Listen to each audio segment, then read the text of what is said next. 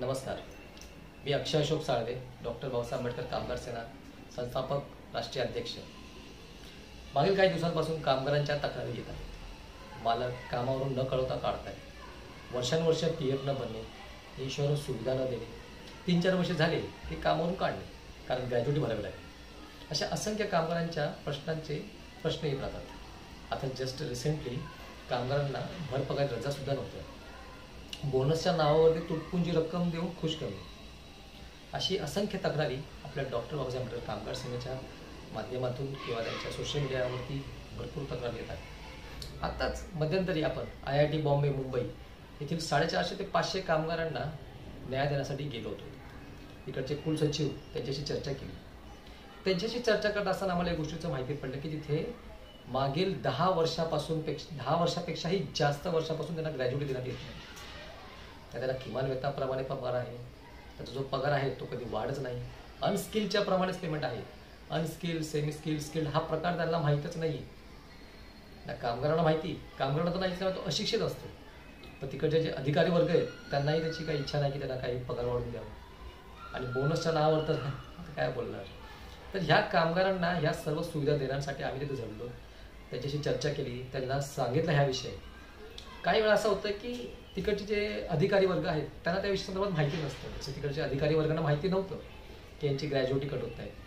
Company काय करते किंवा ती IIT पवईचे जे अधिकारी वर्ग आहेत ते काय करतात की एखाद्या कामगाराला ग्रॅज्युटी द्यावं लागेल किंवा पुढे अजून कुठल्या सुविधा द्याव्या लागतील, तर त्यासाठी त्या देऊ नयेत यासाठी 2 ते 3 वर्षाचं कॉन्ट्रॅक्ट ठेवायचे. आणि ते 2 ते 3 वर्षाच्या कॉन्ट्रॅक्टमध्ये 2-3 वर्ष झालं का नवीन कॉन्ट्रॅक्टर, परत 2-3 वर्षाचा त्या जुनंच कॉन्ट्रॅक्टरला आणायचं. म्हणजे कॉन्ट्रॅक्टर तोच, फक्त एरिया चेंज करून द्यायचे. 2 ते 3च वेंडर त्यांच्यावर रजिस्टर्ड आहेत आणि तेच वेंडरांना आलटून पलटून इकडून तिकडून फिरून पुन्हा IIT पवई त्यांचेच कॉन्ट्रॅक्ट, अशी त्यांची ही फसवणूक आहे. कारण की त्यांना परत ग्रॅज्युटी द्यावं लागेल, परत त्यांना दुसऱ्या अन्य सुविधा द्याव्या लागतील, त्यांना काही प्रबंधही करावं लागेल. तर एवढ्या स्वच्छता कामगारांसाठी 450 ते 500 कामगार तिथं कार्यरत करतात IIT पवई बॉम्बे येथे. तरी त्यांची हे झालं. म्हणजे मुंबईसारख्या ठिकाणी एवढी परिस्थिती. अशीच परिस्थिती आत्ता मध्यंतरी आमच्यापर्यंत आली होती. व्यावसायिक शिक्षक मंडळ समग्र शिक्षण अभियानांतर्गत 1200 कामगार तिथं कार्यरत होते. आणि ते 1200 कामगार कार्यरत असताना त्या 1200 कामगार समग्र शिक्षण अभियानांतर्गत व्यावसायिक शिक्षक मंडळाचे 1200 कामगार, परत अशीच एक फसवणूक आपल्या समोर आली. समग्र शिक्षण अभियानांतर्गत व्यावसायिक शिक्षक मंडळाने 1200 शिक्षकांना कामावर ठेवले. ते 1200 शिक्षक आता कार्यरत सुद्धा आहेत. त्यांची अशी तक्रार होती की 2015 पासून त्यांना 20,000च पगार आहे. गव्हर्नमेंट त्यांना सांगते आम्ही तुम्हाला कामावर घेऊ, आम्ही तुम्हाला परमनंट करू, पण कधी 2015 पासून 2024 पर्यंत आता 8 ते 9 वर्ष होऊन गेली. सत्ता दोनदा येऊनही गेली, परंतु ह्यांचं काही गव्हर्नमेंटमध्ये रुजू होण्याचं म्हणजे मार्ग दिसत नाही आहे. आता सध्यांतरी त्यांचा 20,000 एवढाच पगार चालू आहे. ना त्यांना PFची सुविधा आहे, ना त्यांना ESIची सुविधा. ग्रॅज्युटीच्या नावावर तर 0. आणि त्यांचा किमान वेतनाप्रमाणे त्यांचा पगारही वाढत नाही आहे. जेवढा 20,000 आहे घ्या आणि आपलं शांत बसा. जास्त बोलतात तर कामं कमी करू, ही त्यांना अशी धमकवणी आहे. आता अशा वेळेस काय करणार. त्यांना किमान वेतन दिलं जात नाही, त्यांना ग्रॅज्युटीचा विषयच नाही, PF सुविधा नाही, इन्शुरन्स सुविधा नाही आहे. म्हणजे महाराष्ट्राचे शासन करते तरी काय करते. आखी त्या कामगारांना देण्यासाठी काय विषय काय. शिक्षकांना देण्यासाठी तर त्यांच्याकडे भरत्या आहेत, भरत्या घेतात आणि नंतर हे अशी परिस्थिती. या परिस्थितीवर या विषयावरती तोडगा नक्कीच आलेला पाहिजे. या विषयासंदर्भात आम्ही भरपूर ठिकाणी चर्चा केली, परंतु अजूनही त्या विषयाला मार्गी लागत नाही. तर दुसरा असा विषय आहे की परत ठाणे येथे 1800 कामगार, ठाणे सुपरमॅक्स ब्लेड कंपनीचे 1800 कामगार 2022-23च्या मध्यंतरी त्यांना कामावून घरी बसवले. 1800 कामगारांना याच कामगार कायद्यापायी. आज ते 1800 कामगार सरकारकडे दाद मागतायत, मुख्यमंत्र्यांकडे दाद मागतात, तरी अजून त्यांचं कुठल्याही प्रकारचं निवेदन किंवा कुठल्याही प्रकारची त्यावर चर्चा होऊन तो मार्ग म्हणजे त्यांना अजूनपर्यंत त्यांचे जे हक्क आहेत ते मिळालेले नाही आहेत. म्हणजे अजूनपर्यंत कामगारांना कामावर घेतलं नाही आहे, त्यांना पगारही नाही आहे. मग म्हणजे आता समजा बघता 1 ते 1.5 वर्ष होऊन गेली. 1800 कामगार. कारण की कंपनी हे 1800 कामगारांचे जे आहेत विषय त्यातील मला वाटतं त्यांचा विषय असा होता की 1100 ते 1200 सर आता रिटायरमेंटच्या जवळ आलेले आहेत. ह्या 2-4 वर्षात ते रिटायर होतील. आता रिटायर झालेल्या कामगारांना ग्रॅज्युटी द्यावं लागेल, त्यांना फंड्स द्यावं लागतील, इतर काही सोयी सुविधा द्यावं लागतील. या उद्देशाने जर त्यांना सोयी सुविधा द्यायच्याच नाही आहेत तर ते कसे काय तुम्हाला कामगार ठेवतील? त्याच्यामध्येच त्यांचे 800, मला वाटतं ते 600 ते 800 कामगार जे त्यांचे अप्रेंटिसमध्ये होते. अप्रेंटिसमधल्या कामगारांना आता त्यांचं पुढं काय? त्यांनाही कामावर घ्यावं लागेल. परत हे 800 नवीन कामगार ह्यांना भरती करावं लागेल, ह्यांना परमनंट करावं लागेल. या अनुषंगाने त्यांनी कंपनीच बंद करून टाकली. म्हणजे कंपनी बंद झाली का पैशांची गरजच नाही. कंपनी बोलते की आमच्याकडे कंपनीच चालवायला पैसे नाहीत. म्हणजे विचार करा, कंपनी स्वतः सुद्धा बोलते की माझ्याकडे कंपनी चालवायला पैसे नाही आहेत. अशी परिस्थिती उद्भवली. आणि ह्याच कंपनीची अशी माहिती येते की दुसरीकडे कंपनी सुरू पण झाली, नाव फक्त वेगळं आहे, त्यांनी त्यांचा बिझनेस सुरूही केला, पण कामगार अजून घरीच. त्यांना माहिती नवीन कामगारांना पैसे वाढवून द्यायची गरज नाही, कमी पगारात सुरुवात चालू होते ना. त्यांना कुठल्या सुविधा द्यायच्यात, काही द्यायची गरज नाही. त्यांना नवीन कामगार सगळ्या ठिकाणी भेटतात आजकाल. तर या अनुषंगाने ते 1800 कामगार महाराष्ट्र शासनाकडे दाद मागत आहेत आणि अद्यापही त्यांना कुठल्याही प्रकारचे त्यांच्या ज्या मागण्या आहेत त्या पूर्ण होत नाही आहेत. त्या 1800 कामगारांना कामावर घेतले जात नाही आहे. विचार करा, 1.5 वर्षापासून एखादा व्यक्ती घरी आहे, त्याचं घर कसं चालेल, त्याचं पोट कसं चालेल? महाराष्ट्र सरकार बघते तरी कुठे? आता यावर कोणाकोणाला उत्तर विचारणार, कोणाकोणाला प्रश्न मागणार? असाच पुढचा विषय आहे की नवी मुंबईचे कोकण भवन, त्याला आपण मिनी मंत्रालय म्हणतो, तिथे देखील हीच परिस्थिती उद्भवलेली आहे. 10 वर्षापासून कामगार तिथे कार्यरत आहेत. 10 वर्षापासून तरी कोकण विभागाच्या अधिकाऱ्यांना, बांधकाम विभाग जे PWD डिपार्टमेंट आहे, त्या गायकवाड मॅडमला अजून त्याची काय म्हणजे त्यांना त्यांच्यापर्यंत काही पोहोचतच नाही असं वाटते. 10 वर्षापासून त्या कामगारांना PF आहे ना, ESIC आहे. त्यांना बोनसच्या नावावरती 500 रुपये दिले जातात. 500 रुपये, विचार करा काय सरकार आहे. आणि ते पण गव्हर्नमेंट डिपार्टमेंटमध्ये. मग ते कॉन्ट्रॅक्टरचे चेक कसे पास करतात? त्यांना किमान वेतन दिलं जात नाहीये. किमान वेतन जरी त्याला मी मानतो नका देऊ, पण किमान वेतन दिलं नाहीये. जर कॉन्ट्रॅक्टरला ठेवलेलं आहे, त्याला PF नाही देते, ESIC देत नाही, मग त्याचं बिल कसं काय पास होतो? ह्याचा अर्थ कुठेतरी पाणी बुडते. कुठले तरी अधिकारी हे पैसेखोरीपणा चालू आहे किंवा कुठल्या तरी अन्य गोष्टी चालू आहेत तिथे. कारण की कुठल्या तरी अधिकाऱ्यांपर्यंत 10 वर्षापर्यंत एका पदाधिकाऱ्यांना, स्वच्छता कामगारांना न्याय मिळत नाही. म्हणजे विचार करा, आता मध्यंतरी 1-2 वर्षाचे PF भरला सुद्धा, पण त्या 1-2 वर्षाच्या PF मध्ये त्यांचा अर्धाच PF भरला. कामगार त्यांच्याकडे गेले, पण PWDच्या डिपार्टमेंटकडे गेले, चव्हाण साहेबांकडे गेले, जे कोकण भवनमध्ये बसतात. त्यांच्याकडे जाऊन आले, त्याची चर्चा करून आले की सर आमचा PF भरलेला नाहीये, तुम्ही ह्यांचे बिल पास करू नका. तरी ते अधिकारी बिल भरतात, तरी ते अधिकारी त्यांचे बिल पास करतात.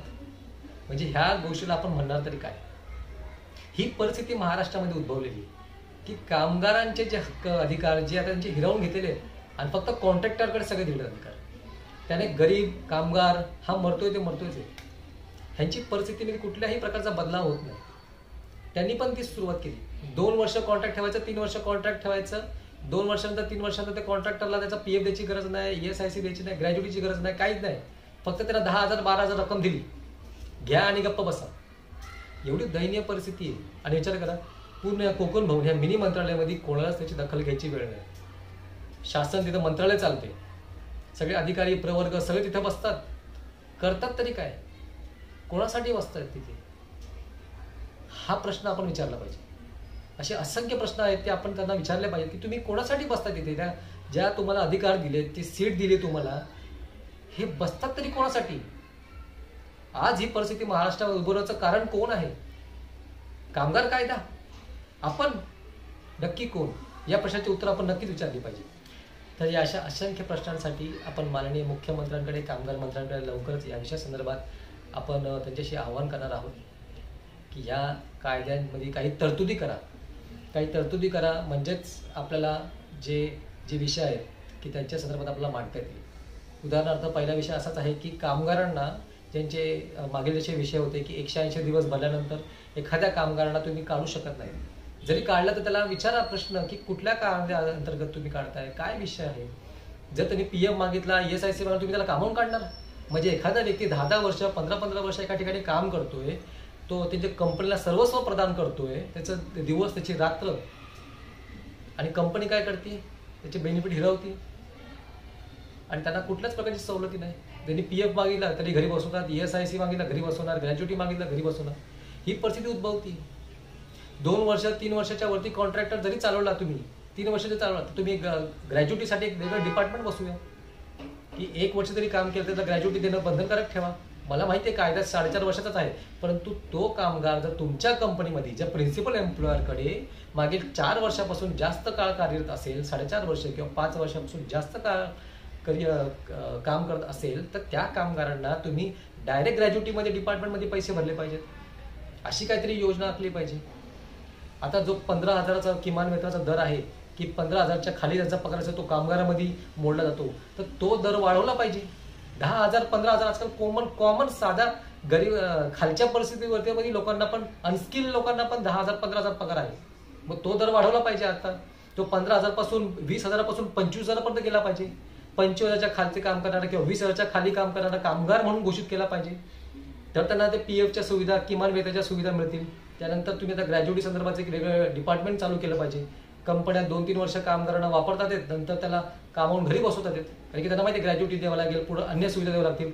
उद्या कामगार म्हणून आम्हाला परमनंट करून घ्या, तर त्या संदर्भात तुम्ही ॲग्रीमेंट्स बनवा, काही तरतुदी बनवा की ठीक आहे कामगार तुम्ही परमनंट होऊ शकत आहे, परंतु तुम्हाला आम्ही असल्या काही सुविधा देऊ की ज्याच्या माध्यमातून तुम्ही जे शासनाचे जे गव्हर्नमेंटचे काही नियम आहेत, किमान वेतन असू द्या, PF असू द्या, ESIC असू द्या, इन्शुरन्स असू द्या, या सर्व सुविधा आम्ही तुम्हाला प्रोव्हाइड करू.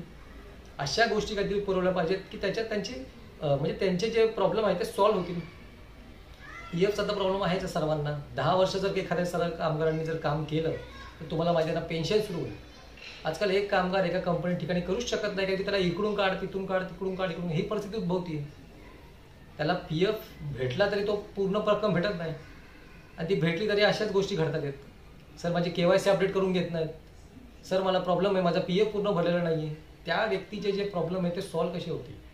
PFच्या ESICच्या संदर्भात दंड हे कठोर असले पाहिजेत की PF ESIC नाही भरणार त्याला कठोर दंड दिला पाहिजे. ग्रॅज्युटी नाही देते त्याच्यावरती कठोर दंड दिला पाहिजे. असे जे प्रश्न आहेत या संदर्भातील विषयासाठी आपण लवकरच माननीय मुख्यमंत्री आणि आपले कामगार मंत्री सुरेश खाडीजी साहेब यांची लवकरच आपण त्यांना आवाहन करणार आहोत आपल्या कामगार सेनेच्या माध्यमातून की ह्या कामगारांचे जे प्रश्न आहेत या संदर्भात आपण दखल घ्यावी.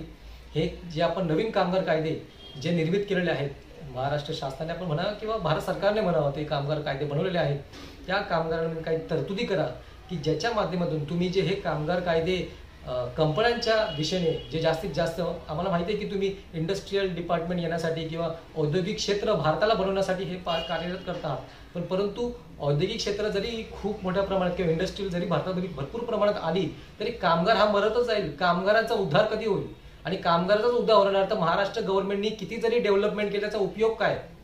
कामगाराच्या घरी उपाशीच आणि मालक आपला मर्सिडीजमध्ये फिरतोय, मग ह्या गोष्टीला अर्थ राहतोच कुठं. तर ह्या गोष्टीवर आपण विचार केला पाहिजे की कामगारांनाही तेवढ्या सवलती द्या जेवढ्या तुम्ही कंपन्यांना देतात. हे परिवर्तन घडवावंच लागेल आपल्याला. या गोष्टीमध्ये आपल्याला परिवर्तन घडवावंच लागेल की कामगारांना जेवढ्या सवलती देतात तेवढ्याच सवलती तुम्ही कंपन्यांनाही द्या. दोन्ही गोष्टीला तुम्ही बॅलन्स करता आलं पाहिजे. अशाच प्रकारच्या तरतुदींवरती तुम्ही कार्यरत राहा. नाहीतर आता इलेक्शन जवळ आलेलंच आहे. इलेक्शनच्या माध्यमातून कामगार तुम्हाला दाखवून देईल की कामगारची ताकद काय आहे.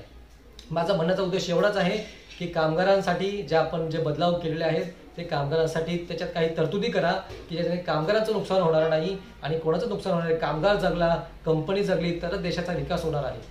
तर माझी सगळ्यांना निवेदन आहे, विनंती आहे की आपल्या कामगार सेनेत डॉक्टर बाबासाहेब आंबेडकर कामगार सेनेत जर कोणाला पदाधिकारी होऊन किंवा आमच्या सोबत काम करण्याची इच्छा असेल त्यांनी आमच्याशी संपर्क साधावा.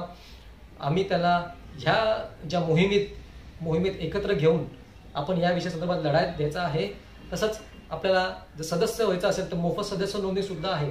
आपल्या लढ्याला पाठिंबा देण्यासाठी, तरी आपण या लढ्याला पाठिंबा देण्यासाठी आमचे सदस्य व्हा. मोफत सदस्य नोंदणी सुरू आहे. वेबसाईटवर खाली लिंक दिलेली आहे, डिस्क्रिप्शनमध्ये लिंक दिलेली आहे. आपण मोफत सदस्य नोंदणी करा आणि हा जो विषय आहे हा जर आपल्या विषयावर परिवर्तन घडवायचं असेल तर आपल्याला सदस्य होणे आणि एकत्रित येण्याची खूप गरज आहे. माननीय जरांगे पाटील साहेबांनी आपण सध्या बघतोय की आरक्षणाच्या मुद्द्यावरती पूर्ण महाराष्ट्र पेटून ठेवलेला आहे. आजच त्याचं आपण बघतोय की पूर्ण महाराष्ट्र बंद आहे. तर ही घटना जर जरांगे पाटील करू शकतात, आरक्षण ते मिळू शकतात त्यांच्या लोकांसाठी. इथे हिंदू मुस्लिम कुठलाच वर्ग नाही, इथे फक्त एक कामगार वर्ग आहे. कामगाराला जात नसते, कामगाराला फक्त पोट असतं. एवढाच माझा मुद्दा आहे. कामगार हा सर्व जातीय सर्व धर्माचा असतो. इथे हिंदू मुस्लिम असा प्रकार नसतो. इथे फक्त कामगार हा कामगार असतो. तर ह्या विषयावरती, कामगारांच्या विषयावर सगळ्यांनी आपण एकत्र येऊ. जरांगे पाटील साहेबांनी पण आता त्यांच्या आक्रोश मोर्चानी सरकारला पण त्यांचे निवेदन स्वीकारण्यासाठी त्यांनी हातबल केलेलं आहे. आता इलेक्शन लागलेले आहेत, इलेक्शन लवकरच येणार आहेत, परंतु आपण त्या मुद्द्यावरती ठाम राहून कामगारांसाठी एकत्र येऊ, या आशेने आपण सगळे एकत्र येऊया. आणि आत्ताचे जे इलेक्शन आहे, कारण की आत्ताच्या इलेक्शनमध्ये जर आपण आपलं ठराव किंवा आपले विषय मांडले नाहीत तर पुढील 5 वर्षानंतर आपल्या विषयाला कोणीही हात घालणार नाही. एकदा त्यांची निवडून आल्यानंतर आपल्याला काही कोणी मत करून देणार नाही. कामगार हा मरतच राहील. म्हणून मी सांगतो, आता नाही तर कधीच नाही. लढा, नाहीतर गुलामीची सवय लागेल. तर कृपया माझ्या विषयाला समजून घ्या, माझ्या तळमळीला समजून घ्या आणि आपल्याकडे कामगार लढ्याला पूर्णपणे प्रतिसाद द्या, अशीच माझी आपल्याला नम्र विनंती आहे.